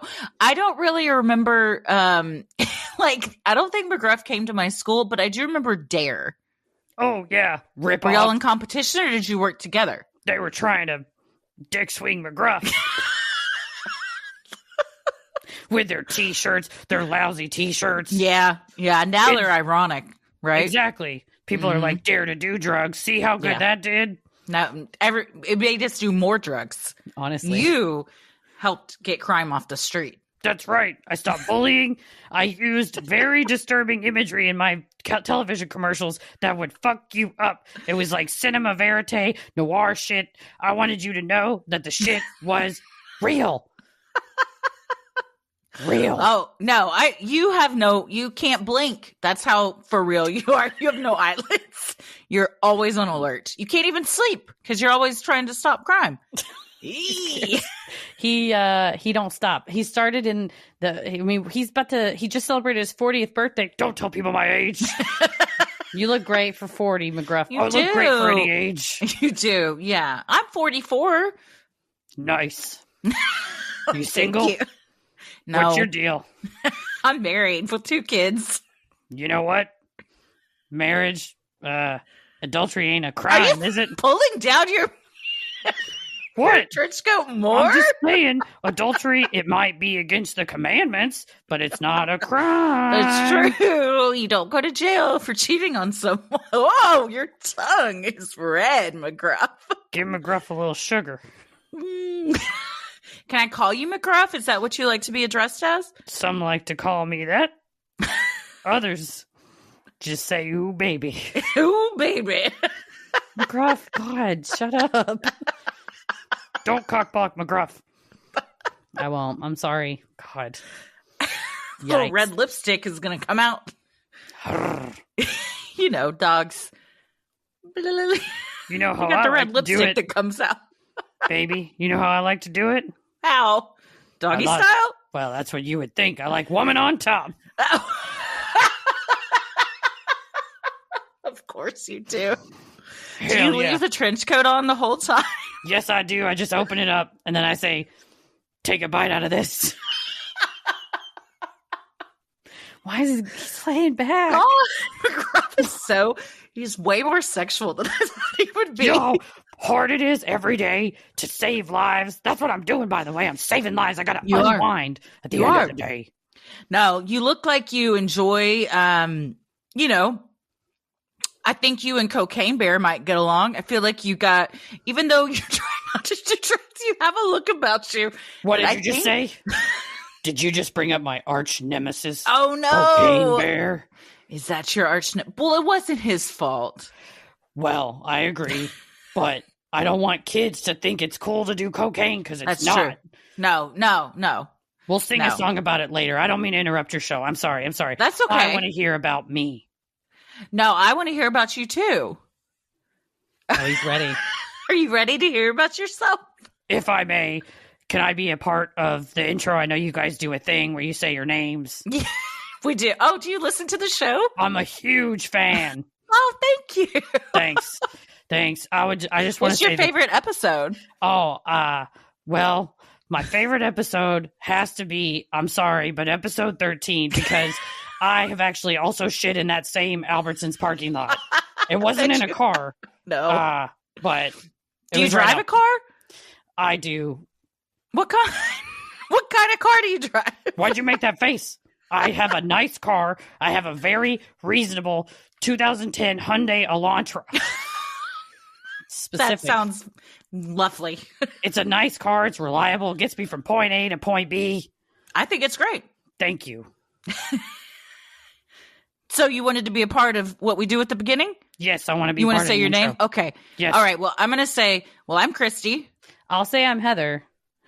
And I'm McGruff. So let's get into it. Oh, you took my line, but I'm okay. I'm okay with it. Thank you. You're the only person I'll let take my line. You sure you're not single? You got to talk to my husband. Oh, I'll talk to him. I'll plant evidence. I'll have him arrested. He's going to go to jail. Guess what? Ella, Simon, McGruff's your new daddy. I thought you were trying to stop crime. You're gonna plant evidence. I have power. I'm drunk on authority. God damn. McGruff, you gotta go. You gotta lay down for a minute. Okay, right, buddy. I'm gonna kick back and listen. Okay.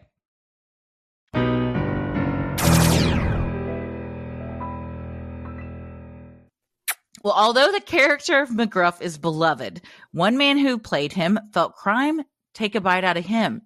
In 2011, John Morales, a former McGruff Crime Dog actor for the Harris County Sheriff's Office, was arrested in Galveston, Texas. I know, it's such a disappointment, isn't it?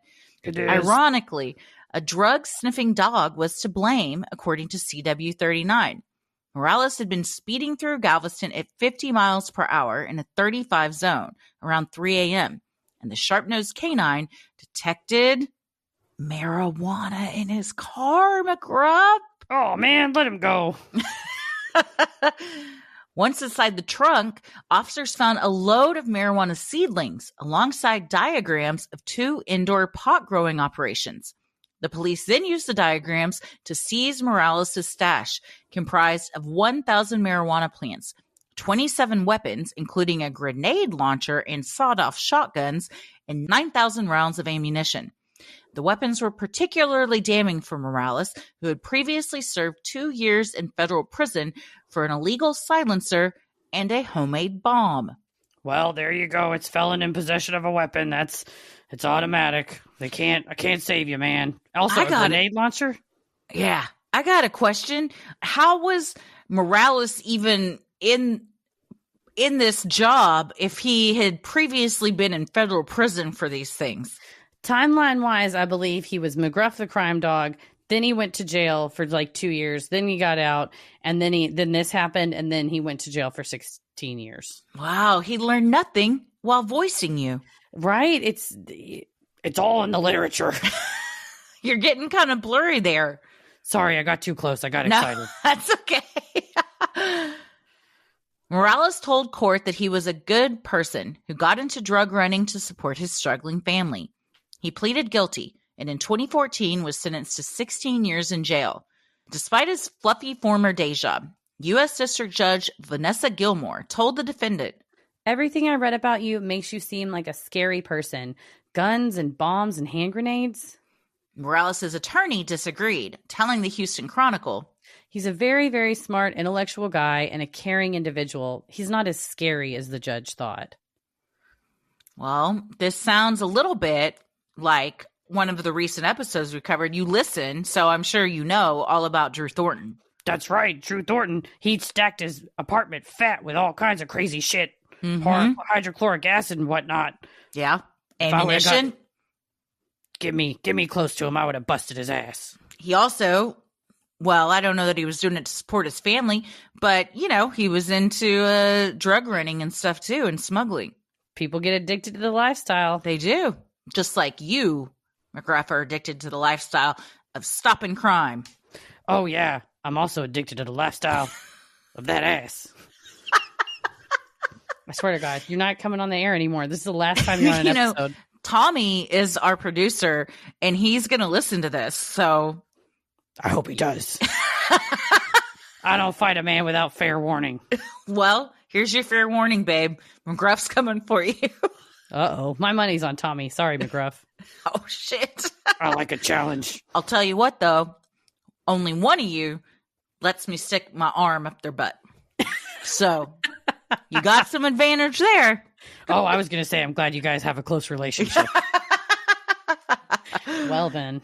Well, as of 2010, over $1.4 billion in advertising space has been donated to the NCPC's public service announcements. McGruff is still in the business of helping kids. His current PSA campaigns tackle issues like cyberbullying, bullying prevention, and school, internet, and cell phone safety. That's right. Crazy shit happens online. Crazier even than the streets in the 1980s. Yeah. Really? Yeah. Crazier shit went on in the streets in the 1980s than it currently does on the internet right now. Why? I'm saying the opposite. Things are worse now than they're ever been. Oh, yeah. Things are way worse now. So much worse, but don't worry. They'll get better. I hope so. With your help. Yes. That's right.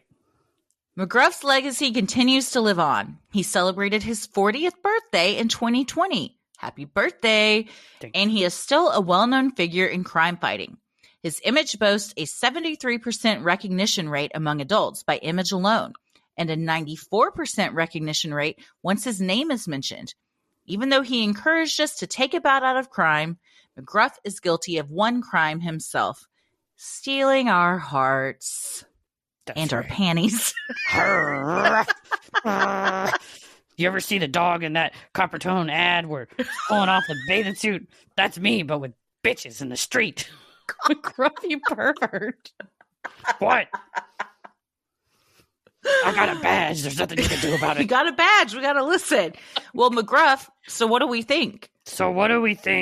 Oh, yeah. There you go. He's trying to steal all the lines. I think as a kid, I know it definitely made an impact on me. I listened more. I was enamored with the puppet so much that I bought one myself. It's on the flip side.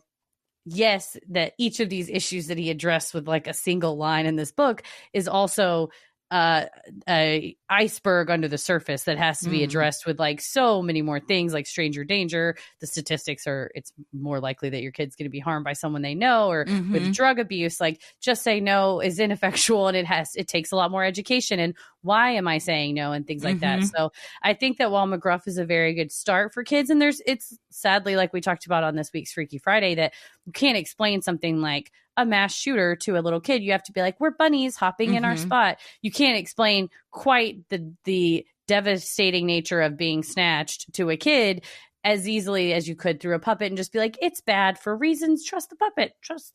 And I think kids are more likely to feel like they can talk to a puppet, like a cute dog puppet, than look into the eyes of an adult and be able to ask questions that they might have and things like that. Just like, have you seen the fantastic movie McGruff starring Bill Murray and Richard Dreyfuss called What About Bob? I don't know if you've seen it. I love that movie. Baby steps here, baby steps there. That's the method I'm going to use to. There you go. Well, get in your bed. Richard Dreyfuss, who's a psychiatrist, uses puppets to talk to his kids. So Yeah. there you go. It's just like you.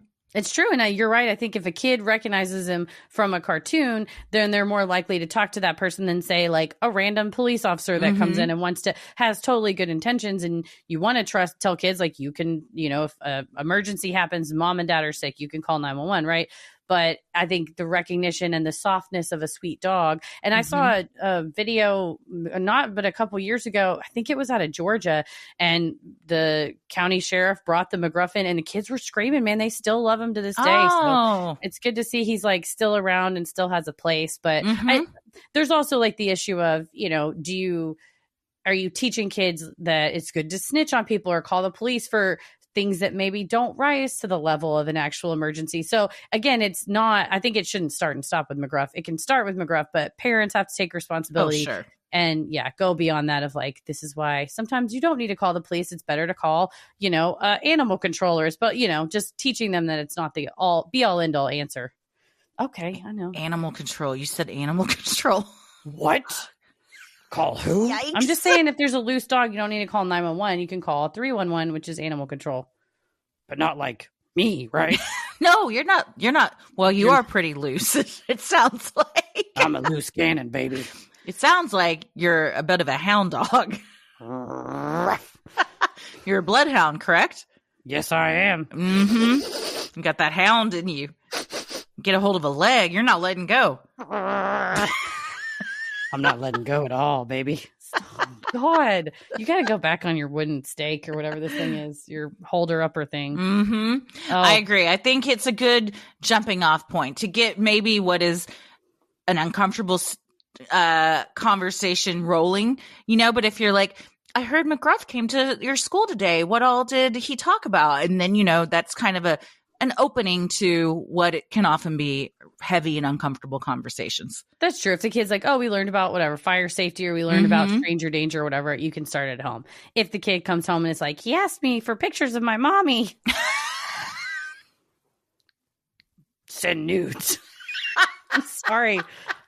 You got to go up. You got to go back to where you came from, buddy. Well, McGruff, I appreciate you being here. I know you're very busy, so taking time out of your schedule to join us. Thank you so much. Thanks for having me on the show, guys. And hey, I'm your first guest on this new software. I hope it went well. Oh, you are. Thank you. And I'm going to see you later, right? You can count on it, baby. I mean, I don't even need to tell you where I live. I figure you can just sniff it out and you're going to run on over here. Oh, wait, this is the chair you were sitting in yesterday to do the live stream? It is. Hang on. Oh, shit. Oh, no. His face is right on the seat. I got the scent. Hey, all right. Wait, do they make a candle in that scent? Oh, they do. If you go to goop.com, you can get it. Been there, done that. I don't need a candle that smells like Gwyneth Paltrow's clam. What? Jesus. She was found not guilty today in her trial, McGruff. Have you been following? Oh, I've been following. I love trials. Me too. It's one of his favorite things to watch. Yeah, I agree. See, we already have so much in common. I can't wait. Can't wait to start this new relationship with you. I'm going to open the door to the studio and he's going to be off of his stand. I'm going to be like, well, I know where he's at. He's going to be over here. Yeah. He's going to be off the stand and on something else, if you know what I mean. Hell yeah. Well, thank you, the two of you, for letting me be in this episode. Oh, you're welcome. Thank you for being here, Heather, with McGruff and I. Thanks. Mini-so.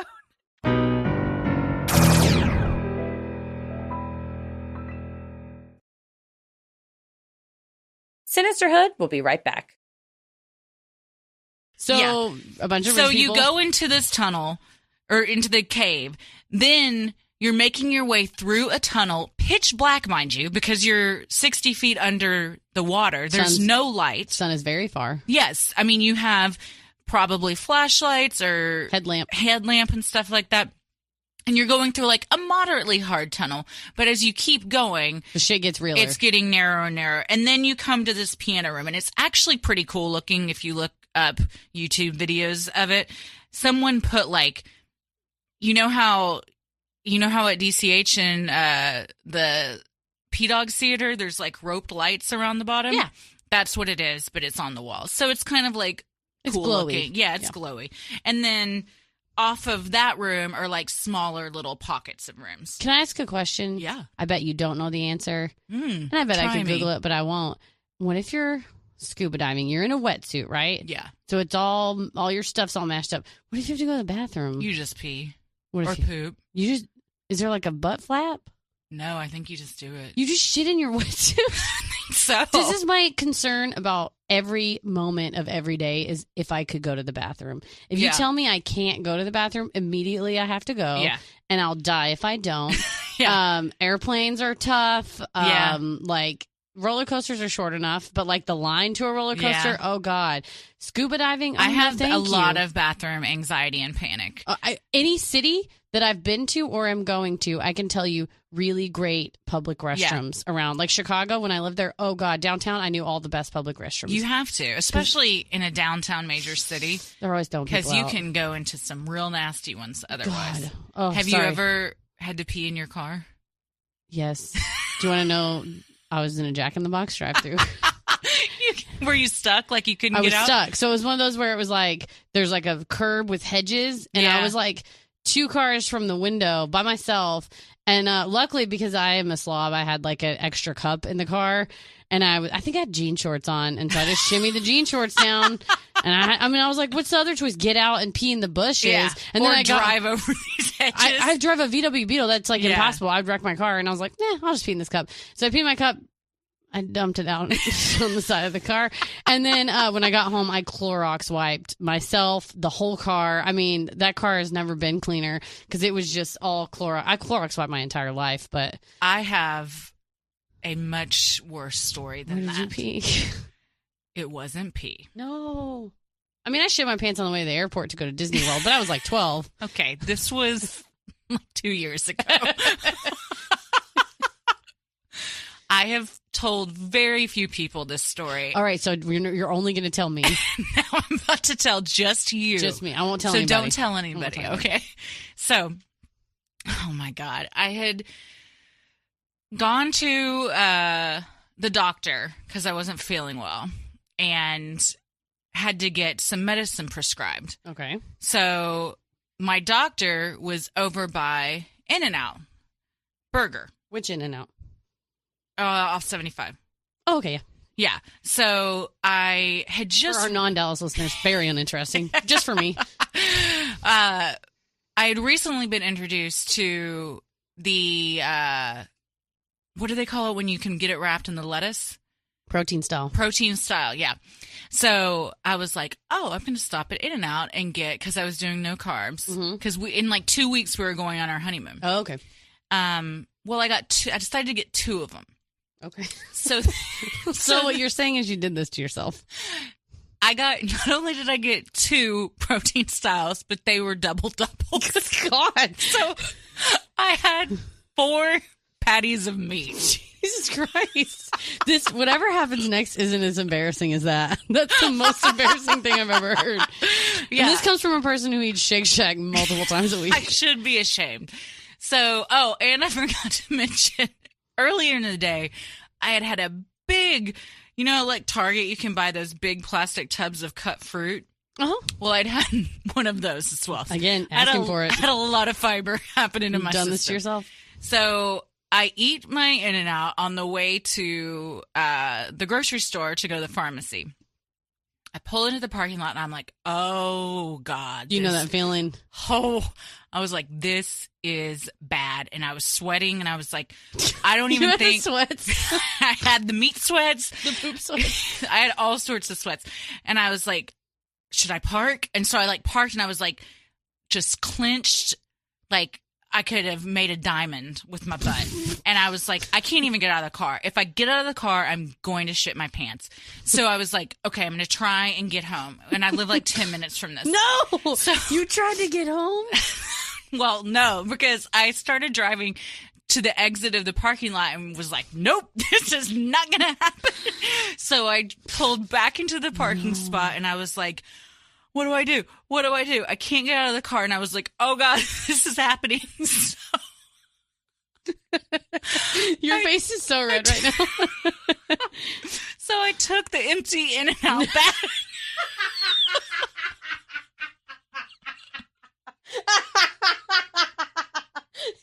put it back from whence it came. It was a circle of life. Circle. Everything was full circle. So I pulled down my pants, and Tommy later was like, sorry, I was laughing. What'd you say? I pulled down my pants, and Tommy later was like, why did you take off your pants? Just shit in your pants. And I was like, because they're really nice jeans. Easy for you to say, Tommy Brown. Just shit your pants, you just say. Shit in your pants. So I like pull. Meanwhile, there are people walking into Albertsons all around me. Like, it is the middle of the day. Which Albertsons was? I'm just kidding. Someone in Casalinda. That's my Albertsons. You shit at my Albertsons? And it was like, you know how they remodeled everything? And yeah, they had like very nice. It was the grand opening weekend of their remodel. And they had all these flags and signs. Families with children and balloons, old there ladies. There were lots of banners and balloons. So I'm like, all right. So I shimmy my pants down to my knees, and I take the In-N-Out bag, and those are not meant to hold anything other than a couple of burgers and some fries.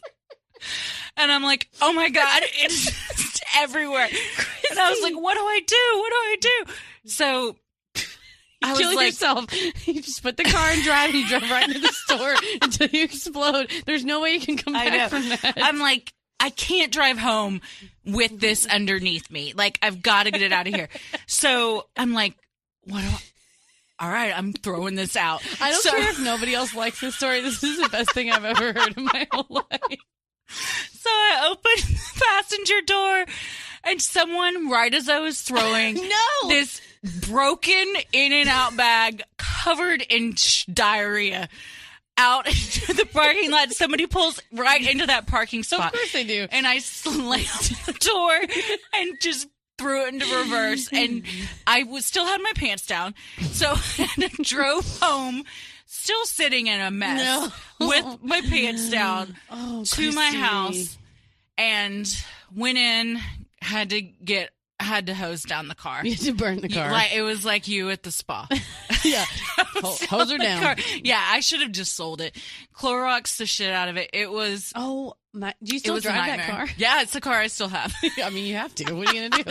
It's leather seats. So luckily it was leather seats, but... Oh, my God. It was... Oh, my God. You know what? Maybe that's the scariest thing I've ever done. That's so scary. Also... That for that person that drove up's the scariest thing they've ever seen. God. It's like some sort of fecal bandit that was just like just throw a bag of diarrhea out of the car. Like, what did I do to deserve this? And it started to rain as I left, so I was like, maybe God is washing away my sins.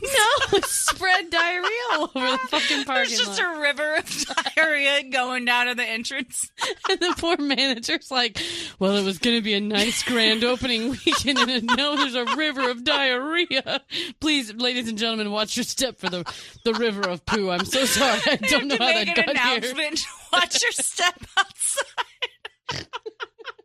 You ruined Albertson's grand opening weekend. I totally You're a monster. I totally did. God, you're a monster. It looks great now, though. Oh, it's a nice Albertson's. It's much nicer than it used to be. No, it's where I shop. It's where I get my groceries at. So, what were we talking about? Oh, I asked if you can shit your pants when you're diving, and you said yes, because it sounds like you are real good at that. If you can shit your pants while driving, you can shit your pants while diving. Oh, my God. And you can quote me on that. Oh, my God.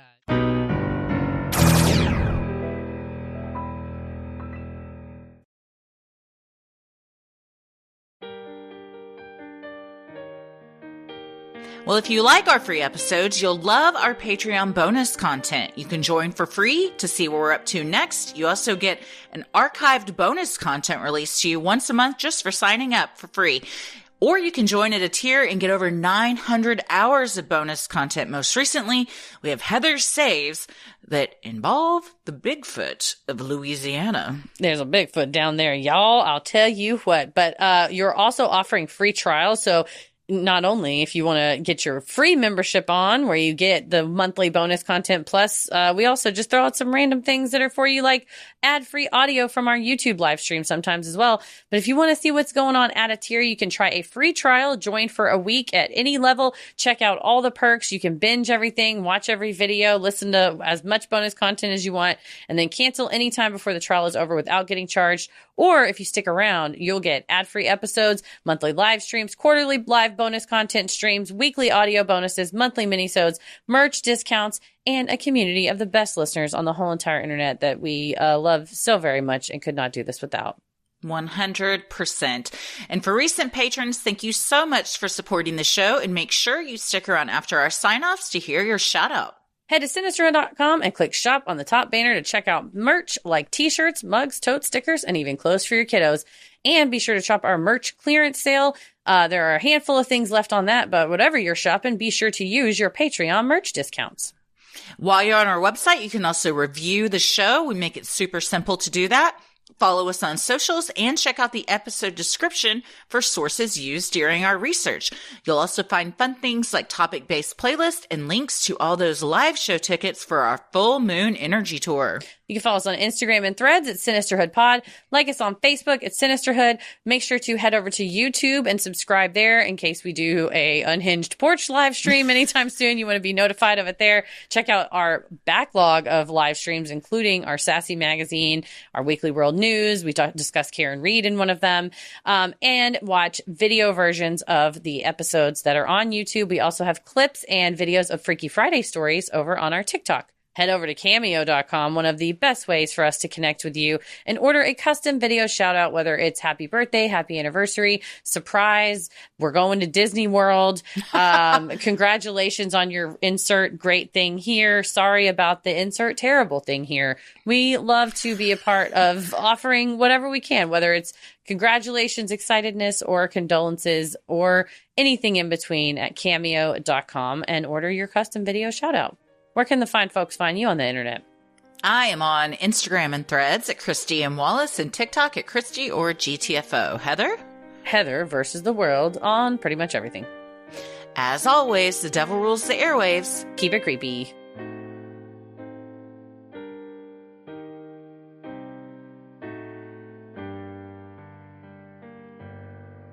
Hey everybody, thank you so much for supporting the show. Here are your special Patreon shout-outs.